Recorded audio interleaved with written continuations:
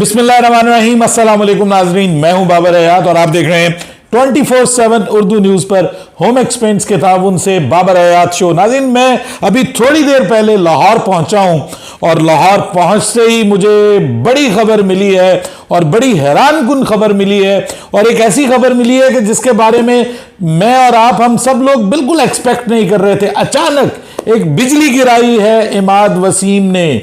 इमाद वसीम, जिनके लिए हम बात कर रहे थे कि पाकिस्तान की टीम में उनकी वापसी होनी चाहिए, वापसी हो सकती है, अभी न्यूजीलैंड की सीरीज में वापसी हो सकती है, और इसके अलावा हम तो ये तक सोच रहे थे कि वो फ्यूचर में पाकिस्तान के T20 कप्तान बन सकते हैं। जब बाबर आजम की कप्तानी जाने के हवाले से बात हो रही थी तो उस वक्त जो नए कप्तानों के नाम लिए जा रहे थे उसमें से इमाद वसीम का नाम लिया जा रहा था। लेकिन अचानक आज थोड़ी देर पहले इमाद वसीम ने अपने सोशल मीडिया अकाउंट्स पर आकर अपने क्रिकेट फैंस के ऊपर एक बहुत बड़ी बिजली गिराई है और हैरान कर दिया, परेशान कर दिया क्रिकेट फैंस को कि ये वजह क्या बनी है, क्या वजह बनी है। अभी वो आपको पता है कि वर्ल्ड कप, पूरे वर्ल्ड कप में वो एक टीवी चैनल के साथ वाबस्ता रहे, वहां पर वो क्रिकेट के हवाले से बात करते रहे, पाकिस्तान टीम के हवाले से बात करते रहे, पाकिस्तान में वापसी के हवाले से भी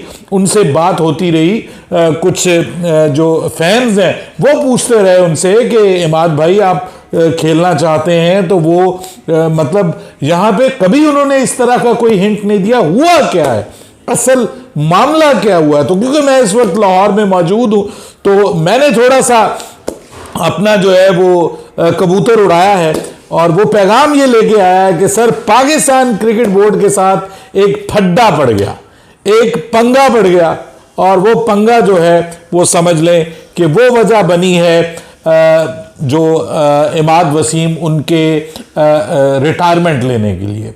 और मैं ये समझता हूं कि ये मोहम्मद आमिर के बाद ये दूसरी रिटायरमेंट है कि जो किसी ने पाकिस्तान की क्रिकेट को पसे पुस्त डालकर जो लीग क्रिकेट है, जो फ्रेंचाइज क्रिकेट है, उसको वैल्यू दी है और पाकिस्तान की क्रिकेट को उन्होंने पीछे छोड़ दिया। असल में जो हंगामा हुआ है, जो मसला हुआ है, वो हुआ है T10 लीग के हवाले से। बेसिकली वो पाकिस्तान के जो टीम है उसके सेंट्रल कॉन्ट्रैक्ट का हिस्सा थे और आपको पता है कि वो सेंट्रल कॉन्ट्रैक्ट में थे। उसके बाद उन्होंने सेंट्रल कॉन्ट्रैक्ट पे बाकायदा साइन भी किए थे। कोई ऐसा मसला नहीं था कि कहीं पे वो महसूस हो रहा हो। जो खबरें आ रही हैं उसमें पाकिस्तान क्रिकेट बोर्ड के साथ उनकी जो सेटलमेंट है वो हो नहीं पाई। पाकिस्तान क्रिकेट बोर्ड ने इस चीज़ को भी बुरा माना कि वो नेशनल जो डोमेस्टिक टूर्नामेंट है पाकिस्तान कप, वो नहीं खेले। वो टीवी चैनल्स के ऊपर जो है वो करते रहे हैं, पूरे का पूरा प्रोग्राम करते रहे और लाखों रुपए उन्होंने कमाए, ऑब्वियसली मिलियंस में पैसे लिए उन्होंने। तो वहां पे वो प्रोग्राम करते रहे पूरा वर्ल्ड कप। इसी दौरान पाकिस्तान कप हुआ, उन्होंने पाकिस्तान कप नहीं खेला। जब आप पाकिस्तान क्रिकेट बोर्ड के साथ एनरोल्ड हैं, यानी आप पाकिस्तान क्रिकेट बोर्ड के जो सेंट्रल कॉन्ट्रैक्ट है उसका हिस्सा हैं और आप सैलरीज भी ले रहे हैं, तो इसका मतलब यह है कि अब आपको पाकिस्तान क्रिकेट बोर्ड का जो उनका डेकोरम है वो पूरा करना पड़ेगा, शराइत पूरी करनी पड़ेगी। और पाकिस्तान क्रिकेट बोर्ड इसलिए पैसे देता है खिलाड़ियों को ताकि वो पाकिस्तान की जो डोमेस्टिक क्रिकेट है और इंटरनेशनल क्रिकेट है उसको वैल्यू दें, उसको वर्थ दें।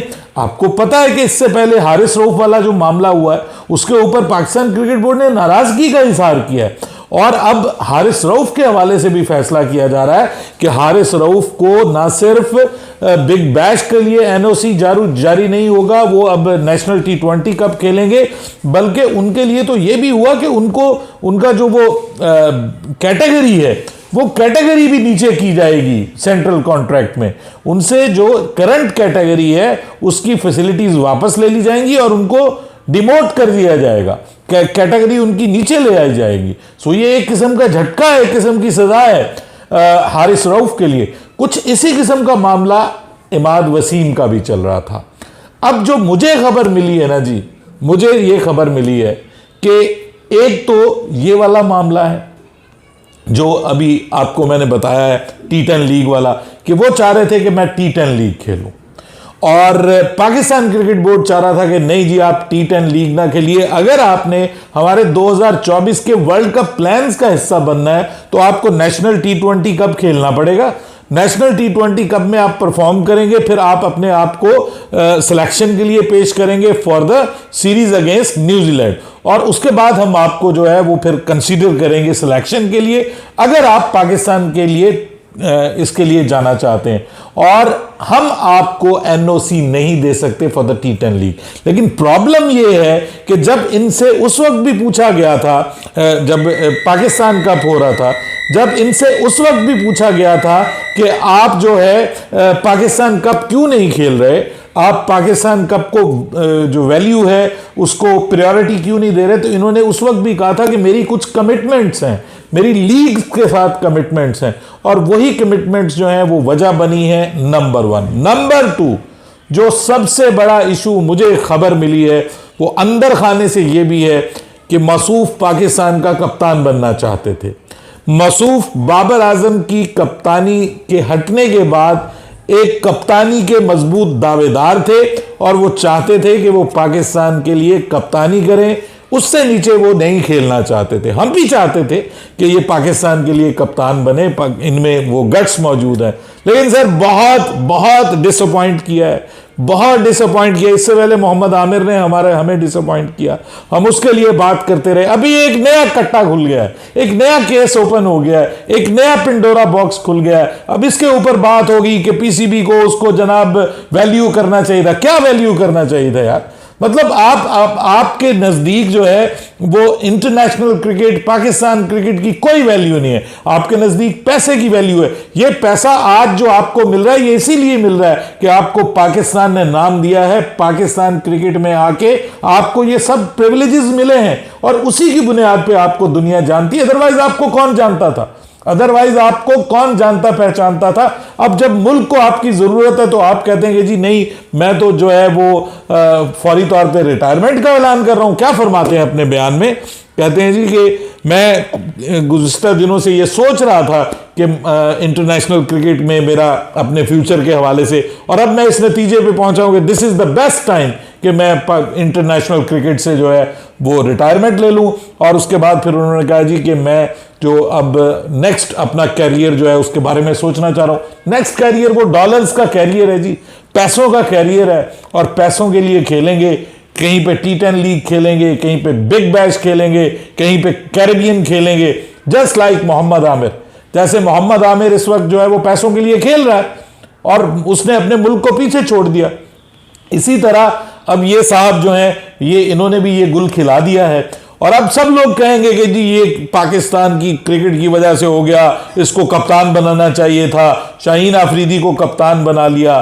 भाई शाहीन आफरीदी को कप्तान बनाया, कोई क़यामत नहीं आई थी। आपको क्रिकेट तो खेलनी चाहिए थी ना।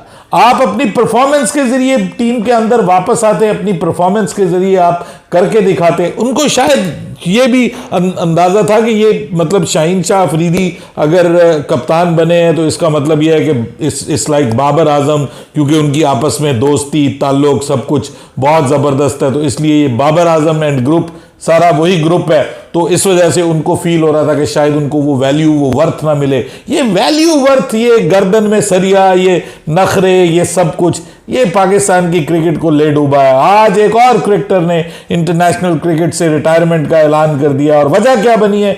वजह बनी है वो कहते हैं ना कि पैसा वजह बनी है, और पैसे का लालच, और पता नहीं क्या क्या कमिटमेंट्स हैं, क्या क्या कमाते हैं ये वहाँ पे, जो इनको पाकिस्तान की अच्छी खासी, इनको आई थिंक C कैटेगरी थी इनके पास, और अच्छे खासे पैसे थे, उसमें भी लाखों रुपया मिल रहा है। लेकिन सर ये लाखों से गुजारा नहीं होता, इनके मुंह को करोड़ों लग गए हैं, और करोड़ों जब तक नहीं मिलते उस वक्त तक जो है वो इनका गुजारा नहीं होता। ये सबसे बड़ी वजह बनी है, and that's the basic reason कि जो ये रिटायरमेंट ली गई है। और ये आहिस्ता आहिस्ता और बहुत सारे मामला आपको नजर आएंगे।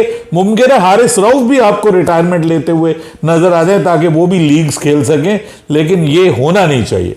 दिस इज रियली अनफेयर कि जब जिस मुल्क ने आपको ये नाम दिया है, जब उस मुल्क को आपकी ज़रूरत है तो आप इस तरह से रिटायरमेंट लेके और टके टोकरी के लिए आप कभी T10 लीग खेल रहे हैं और कभी आप दूसरी लीग्स खेल रहे हैं, सिर्फ पैसा अगर आपके लिए वैल्यू है तो इसका मतलब यह है कि इस मुल्क ने गलत लोगों के ऊपर इन्वेस्ट किया है, इस क्रिकेट बोर्ड ने गलत लोगों के ऊपर इन्वेस्ट किया है और आज ये पता चल रहा है कि इनके अंदर क्या क्या छुपा हुआ था जो सामने नजर आ रहा है। आप अपनी राय दीजिएगा कमेंट सेक्शन में, आपके ख्याल में यह डिसीजन उनका कैसा है, क्या इसको अप्रिशिएट करना चाहिए या क्रिटिसाइज करना चाहिए। बाबर हयात को इजाजत दीजिएगा।